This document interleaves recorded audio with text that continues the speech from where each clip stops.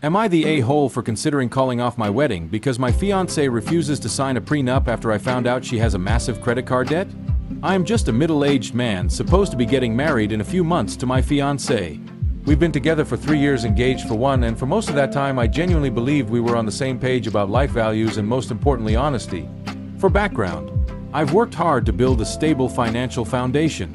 I'm not wealth, but I own my home outright, have no personal debt, and I've been saving and investing since my early 20s. It's been a priority for me, especially since my parents went through a nasty divorce that ruined both of them financially.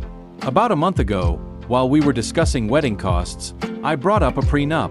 Not in a cold or controlling way, I just wanted to protect the life I've worked hard to build. I was upfront that I'd still be fair and the agreement wouldn't leave her with nothing. I expected an adult conversation. Instead, she immediately got defensive. She said things like, "So you're already planning for a divorce?" And I thought we trusted each other. I tried to explain it wasn't about trust, it was about transparency and mutual protection. But she shut it down completely. That's when red flags started popping up.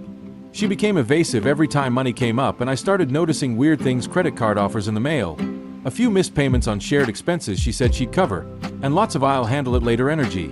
So, I asked directly if she had debt. She admitted it. $92,000 in credit card debt. Not student loans. Not a mortgage. Credit cards. She said it accumulated over the years from unexpected expenses and a few dumb splurges, but she never told me about any of it until I forced the issue. I was stunned. We're about to merge lives. This woman was about to legally become my spouse, and she didn't think I deserved to know she was 6 figures in the red? I told her this made the prenup non-negotiable for me. I need to protect myself not just emotionally, but financially. I told her I was willing to still move forward, but not without something in writing that protects my premarital assets. She lost chichi, called me selfish, said I was turning love into a business deal, said my house and money should be hers too if we're truly a team. Since then, she's refused to talk about the prenup again, and we're barely speaking. Even her mother called me and accused me of humiliating her daughter and being materialistic. All I want is to not be liable for debt I didn't create and to make sure the life I built before this relationship is protected. So now I'm seriously reconsidering the whole wedding. Not because she has debt, but because she hid it, then refused to take responsibility, and now is treating me like the bad guy for trying to protect myself. I'm almost certain that she could pay her debts since she is a part partner in her friend's business, but she just refuses to. Am I the a-hole for thinking about walking away? Comments. Commenter 1. Not the a-hole. I'm glad you found out before you got married, and I'm more glad you didn't push on purely as you love her. She showed you clearly she cannot be trusted and finds no fault lying to you. That all she was actually wanting was for you to be liable for her debts and for her to get her hands on your savings so she can keep spending. Without respect, trust, and love, there can be no marriage. As hard as it is, she couldn't have loved you if she was happy to lie and trap you with her debt. I'm just glad you brought UK the prenup, or you might never have discovered the truth. Op. Yeah, for me, trust is the most fundamental thing in marriage. That's why I chose to let go. Commenter 2. Not the a-hole. You def did the right thing. It is a huge red flag, and credit card debt meant it could get even up if she spends money all the time she doesn't has. Op. And the thing is, she has the ability to pay all of these since she's earning passively from her friend's venture. I don't know where her income went. Commenter 3. If she was hiding this from you, she likely was hiding more things, and that includes where the money went. Commenter 4. She clearly prioritized her comfort over financial transparency. That's a huge breach of trust.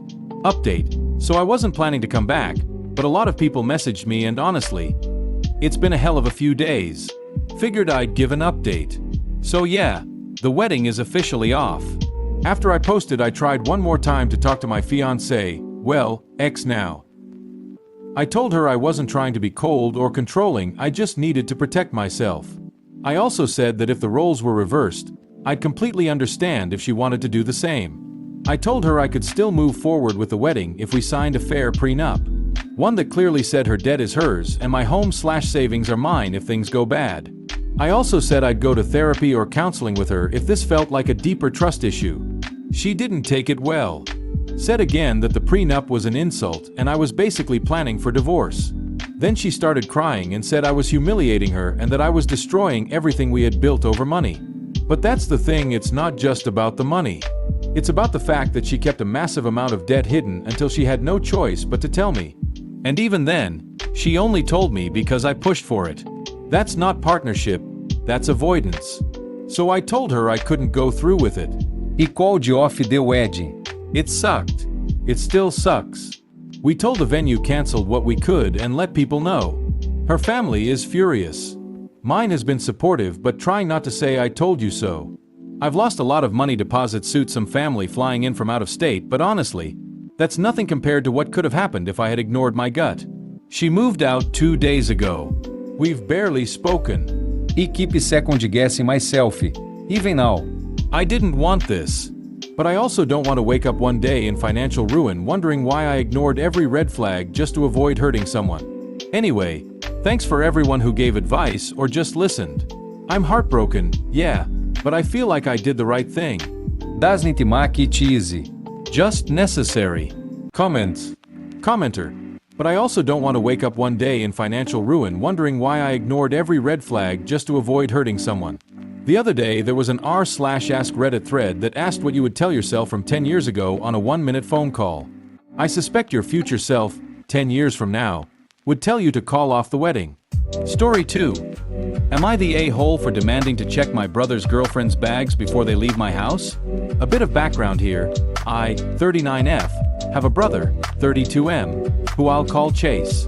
Chase has been with this girl, 35F, that I'll call Vivian for almost 2 years now. About a month into their relationship, Vivian got pregnant with my nephew who is now almost a year old. Vivian also has 2 daughters, 5F and 8F, from a previous relationship. Her daughters are very close in age to my daughter, 7F, and up until last weekend everyone got along fine. They live in a different state than us but come to visit fairly often and stay with us because we have the extra room.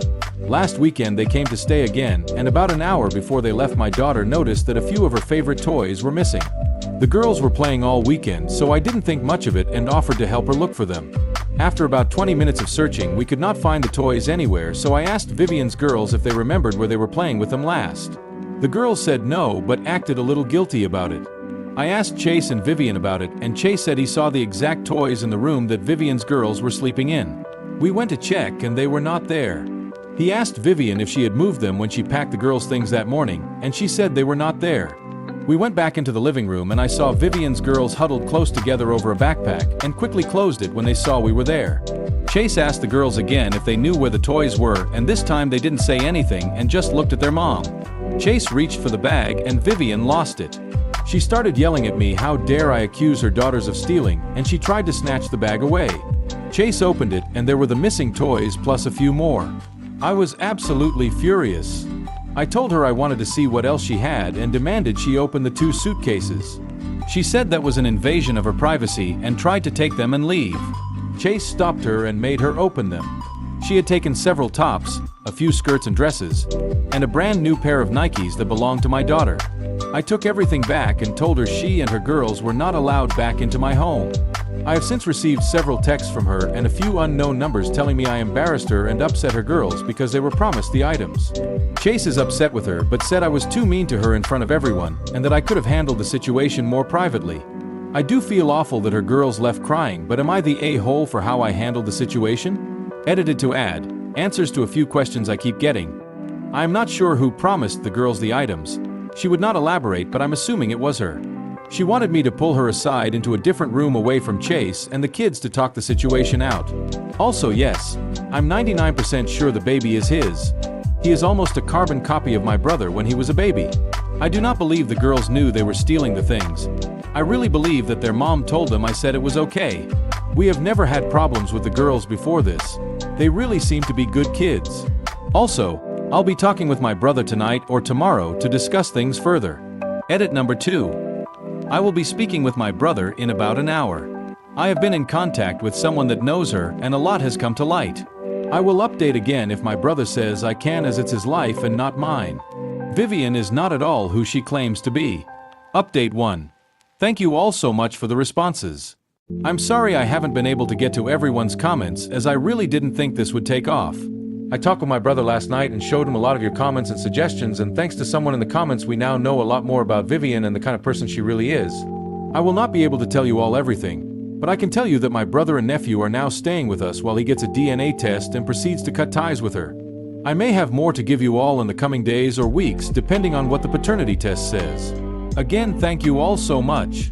Update 2. Well, this has certainly blown up, but who am I to deny the people of what they want? KS Lori. For obvious reasons, I'm going to be a little vague with certain details for privacy reasons. Mainly, I don't want this crazy train coming back into my life, and hopefully you'll understand why by the end. So buckle up, bitches. This one is long and wild. And please don't judge me. We don't associate with any of these people anymore and haven't for over a decade. Also, I will say that she is a very pretty girl and has usually gotten whatever she wants from men, so she's not used to hearing number 2005. When I was 18, my then boyfriend, now husband, and I were invited to a house party hosted by a friend of a friend to celebrate graduation. We knew about half the people there and had been to the house a handful of times before. We were all hanging out in the basement, and after a few drinks I went upstairs to use the bathroom, and that's where I met KAS, who was 14 at the time. The bathroom door was open, so I walked in and turned on the light, but to my surprise there she was with some guy in the bathtub, doing things you typically wouldn't do in an unlocked room. I apologized and found a different bathroom. About an hour later she came downstairs where the rest of us were and locked in on my boyfriend and made a beeline for him. Keep in mind, I am right next to him.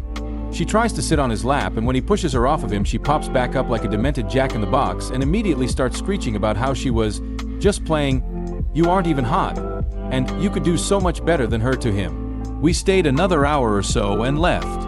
A week later, she was blowing up the guy's phone that she hooked up with, telling him she was pregnant. When he didn't believe her, because honestly, who would after just a week, she tried to press charges for rape.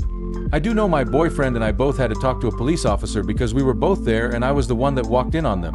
I don't know what happened after that, but the charges were eventually dropped. 2009. My husband and I are 22 and she is 18. We are now married and living on the East Coast because he's in the military. We come home for his parents' 4th of July party and get tasked with going to get more ice. He runs in to pay and I'm standing by the ice chests outside waiting for him, and guess who shows up? She walks straight up to me and says something along the lines of she's glad I finally learned my place and that her and my husband have been so happy together for the last year. She also made some very vulgar comments about their sex life. I don't even have time to react to her when he comes back outside and she goes pale and then bright red. This crazy bitch then has the audacity to look at my husband and ask him what he wants for dinner that night and tried to remind him of plans they have that weekend to go to the lake with her family, while he just stands there staring at her like a dumbass and then asks if he knows her. I absolutely lose it and almost piss myself from laughing as she stalks off. Once we are back to his parents, he gets a FB friend request from her and deletes it. Over the period of 3 days, she sends him 4 or 5 friend requests, so he blocks her. We go back to NC the following week and forget all about her, again. 2010. I'm now 7 months pregnant with our daughter and we fly back to our hometown one last time before she's born. Of course, run into KAS again at Walmart. I know how it sounds, but we're from a town of about 5,000 people, so you kind of see everyone all the damn time whether you want to or not. I'm noticeably pregnant as I'm about 7m along. I'm also only 5 feet 2 inches and at the time weighed about 115 pounds, so it was very clearly a baby bump. She is with her sister and they seem to be following us, but we try to ignore them. We are now checking out and again they are right behind us, still acting like children, but in her defense she was 19-ish at the time. We are still ignoring them and her sister says fairly loudly, "He'll dump her now that she's fat." We continue to ignore them and leave the store. Later that day a friend tells us to check Facebook and lo and behold there is a picture of me in the snack aisle with a caption, "When you catch your surrogate buying nothing but junk food," and so many comments agreeing how horrible I am. This psycho had been telling everyone that I was the surrogate for her and my husband's baby. We filed an RO the next day. 2018, we moved back to our hometown and buy my family's farmland to start our own cattle business. Highly don't recommend if you like to be able to make and keep plans, see your family, or take vacations. As far as we know, she has gotten married and is living her life away from us. About 6 months into us being back, we get a letter in the mail from a family lawyer saying my husband needs to present himself for a paternity test and we were being sued for child support. Apparently the baby girl came out white and KAS's husband was not. She told her husband that my husband had raped her and that it was his baby. Charges were filed and thankfully we were still in North Carolina at the time of conception, and the Army is very meticulous about know where their soldiers are at all times.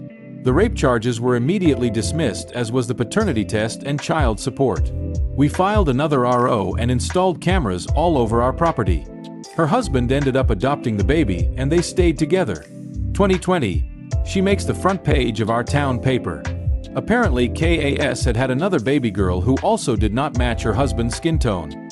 He kicked her and the kids out, and one night she came back to his house, in full view of his security cameras, in her own car, with the kids, and set his porch on fire. The husband got temporary custody of the girls for about 2 years while KAS was in jail. 2023, she gets the girls back and dips out of state. The husband files a police report and everyone is looking for her. Unfortunately, the husband passes in a car accident the same year. 2025. I'm doom scrolling on Reddit and see a story that sounds very familiar, and here we are.